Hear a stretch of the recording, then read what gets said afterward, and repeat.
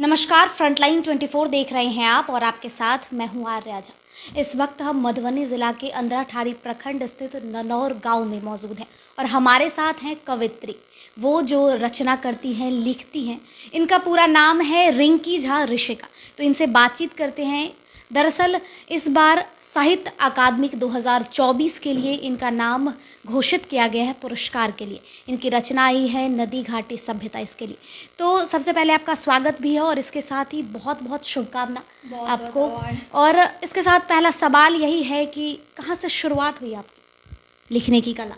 लिखने की मैं बचपन से ही कुछ ना कुछ लिखती थी और फिर वही जैसे स्कूल सब में वो पोएम का कंपटीशन होता है तो मैं पार्टिसिपेट करती थी और उसमें कुछ मतलब जैसे कभी अधिकारी पुरस्कृत करते थे, कभी कुछ, तो उससे हौसला बढ़ता था और लोग मोटिवेट करते थे कि हाँ।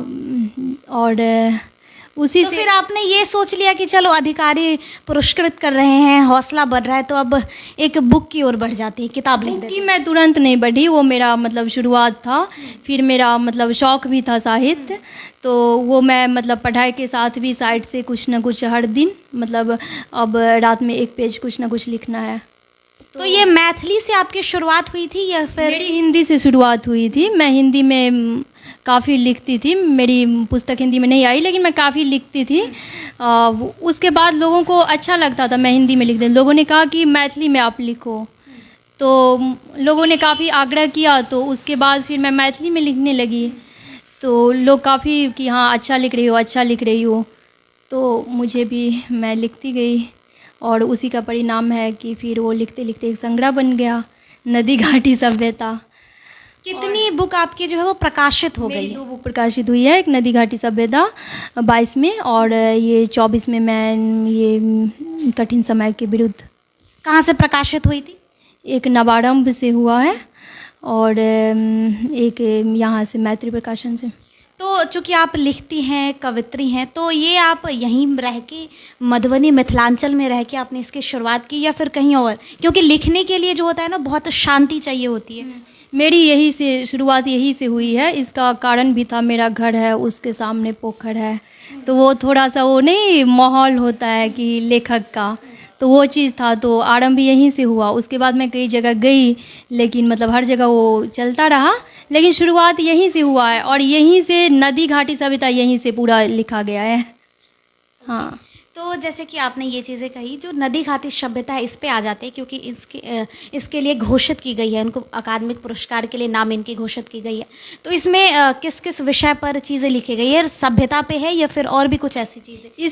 इसका शुरुआत मतलब नदी घाटी से ही सभ्यता का शुरुआत हुआ है। तो मैं मतलब शुरुआत जो की हूँ तो वो नदी घाटी पे कविता लिखी हूँ कि सभ्यता का कैसे आरंभ हुआ। उसके बाद मैं पुरातन स्त्री जैसे सीता, अहिल्या उस पे लिखी हूँ, सती पे लिखी हूँ, इसी तरह से जो भी पुरातन स्त्री है। उसके बाद मैं एक आधुनिक लड़की का रखी हूँ, तो उसका मैं करीब 17 साल से लेकर उसे मैं 60-70 साल तक खींची हूँ कि कैसे कैसे उसका क्या स्टेज, शादी से पहले उसे क्या क्या फेस करना हुआ, कैसे क्या क्या फेस करना होता है। तो उस तरह से मतलब कविता वो स्टोरी की तरह बढ़ती गई। उसके बाद जैसे मैं उस पर कि उसका शादी होता है, फिर वो खुद पति मतलब चुनती है, अभी का जो मतलब टाइम है वो, फिर वो बट सावित्री पे लिखी हूँ। फिर उसके बाद वो घोग प्रथा है, तो वो कहती है, वो सिविल सर्विसेज का प्रिपरेशन करती है, वो घूंघट प्रथा का कि मतलब बहुत ज़्यादा जो मतलब गांव घर में है, तो उसका ये विरोध करती है। फिर उसके बाद उसका सिविल सर्विसेज निकलता है और उसके बाद वो चाहती है कि जैसे ये मतलब पिता या पति के नाम से ही एक पहचान, तो वो खुद का पहचान चाहती है, तो उसका कंपटीशन निकलता है। फिर उसका अपना घर होता है जहाँ वो मतलब इधर का परिवार जो मतलब पिता या इधर का है और उधर पति का, तो वो दोनों को उस घर में रखती है। तो उस मॉडर्न लड़की को खींच के फिर उसे कई तरह का समस्या, जैसे पीरियड था, तो उस पर मेरा भी हिम्मत नहीं कि मैं कैसे लिखूं, लेकिन नहीं, मुझे लिखना है, ये मतलब ये सब सही है कि मतलब लिखना ज़रूरी है। तो मैं उस पर लिखी। फिर जो भी स्त्री का प्रेगनेंसी का था, मैं छोटी थी, मुझे मतलब उतना समझ नहीं था, फिर भी मैं कई लोगों से जानकारी इकट्ठा करके कि नहीं ये सब लिखना है, उस पर मैं लिखी। मैं कई स्त्री की कई समस्याएं थी, मोनोपॉज था, वो संघर्ष करती है औरतें, उस पर मैं लिखी। और फिर उसको खींचते खींचते कि उसको 60-70 साल तक उसको ले जाती हूँ। तो ऐसे स्त्री विमर्श पे लिखा गया है। तो मतलब कहीं ना कहीं सामाजिक जो परेशानी है या जिसे लोग प्रमुखता से नहीं उठाते हैं, नहीं बोलते, उन चीज़ों को बहुत कुछ मतलब लोग बोलना अच्छा नहीं समझते हैं और उसको दबा देते हैं। तो इस विषय पे लिखना आपने मतलब, क्योंकि एक छोटा सा जगह मधुबनी है और यहाँ पे आपको कितना आसान भरा सफ़र रहा है यहाँ तक पहुँचना या मुश्किल भरा? मुझे कई बार मतलब मानसिक मतलब क्या बहुत परेशानी होती थी। जैसे मैं कभी, मेरा मतलब बचपन से था कि हाईलाइटेड टॉपिक कुछ भी मैं टच करती थी। जैसे मैं कभी प्रेम विवाह पे लिख दी, अभी मैं कविता उसी टाइप का पढ़ी थी ना, तो उस पर मैं लिख दी। तो वो मेरे जो सोसाइटी या इसको कि कहीं इसको किसी से मतलब ऐसे तो नहीं, प्रेम तो नहीं है, मुझे हंसी आती थी कि मैं ये मतलब ये दिखा रही हूँ कि मतलब क्या उस पर लिख रही हूँ और लोग मतलब मेरे व्यक्तिगत ज़िंदगी से जोड़ रहे हैं, तो मुझे हंसी भी आती थी। फिर मेरा मतलब था कि इग्नोर करके मैं छोड़ देती थी। जैसे घर में कोई आके बोल दिए, उस टाइम मेरे पापा भी सोशल साइट नहीं यूज़ करते थे, तो लगता था क्या लिख दी, कोई आके बोल दिए, तो फिर वो भी यूज़ करने लगे, नहीं ये मतलब ऐसे लिख रही है। तो फिर आपकी आप शिक्षा पे बात कर लेते हैं। आपकी पढ़ाई कहाँ तक हुई है? कितनी पढ़? मेरी इतिहास से एमए है, मास्टर डिग्री, और मैं इधर साहित्य से भी जुड़ी हूँ और इधर सिविल सर्विसेज, लेकिन वो मेरे से मतलब सही से नहीं हो पाया, तो मैं बीपीएससी का ये पकड़ के इसका प्रिपरेशन कर रही हूँ। बीपीएससी की पढ़ाई? हाँ हाँ हाँ। ठीक है। कोई ऐसी एक रचना जो आपको बहुत पसंद हो और जिसे लोग खूब पसंद करते हो, कोई ऐसी रचना छोटी सी सुना दीजिए। इसका है विवाहक शेष प्रश्न शीर्षक है। हम अपन कोठरी में बैसल पढ़ि रहल छी आ कान में अनेक रंगक गपशप प्रतिध्वनित भऽ रहल अछि।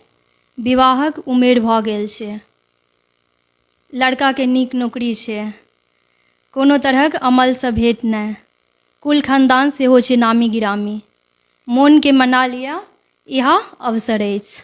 मतलब वो जो घटक, वो घटकैती जो करवाते हैं, तो वो जो बोलते हैं, वह व्यक्ति फिर दोसर ठाम, वही फिर मतलब एक बार वो लड़का पक्ष, एक बार लड़की पक्ष, वह व्यक्ति फिर दोसर ठाम, लड़की जतबे सुंदर ओतबे पढ़ल लिखल, गुणवंती ओहिना, दान दहेज सेहो भेटत प्रचुर, सोच में विलम्ब किया साक्षात लक्ष्मी छियै, आ हमर मोन चक्र जेना नाचि उठैत अछि कि एतेक छोट मापदंड जतऽ दू मोनक मिलन हेतै ओकर परस्पर भेटो तक नहि, तऽ कि विवाह दू देहक मिलने टा होइत छै।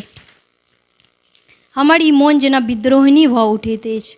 विवाह विवशता तऽ नहि छै, समझौता दाम्पत्यक लेल होइत छै ने।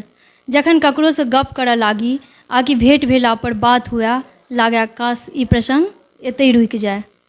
एतेक विवश किएक छी हम लड़की? विवाह तऽ दू देहसँ अधिक दू आत्माके एकात्म होबाक स्थिति छै। जखन ककरो नामक स्मरण मात्रसँ चेहरा पर प्रसन्नता आबै, सप्तपदीके अर्थ खुलि कऽ बुझाबै, जखन दूटा मुक्त पथक बटोहीके बाट सहजता संग प्रेमिल यात्रा बनि जाय, जखन जीवनक आड़ि धूरि राजमार्ग सन समतल धावै, वास्तविकतामे विवाह संस्कार साज छियै ना। हम अपन कोठरीमे बैसल पढ़ि रहल छी आ गुनि रहल छी अपना जीवनक जोड़ घटाव, गुना भाग, आ पिताजी दलान पर बैसल कर्जक असंतुलित ब्याज जकाँ हमरा सोचैत।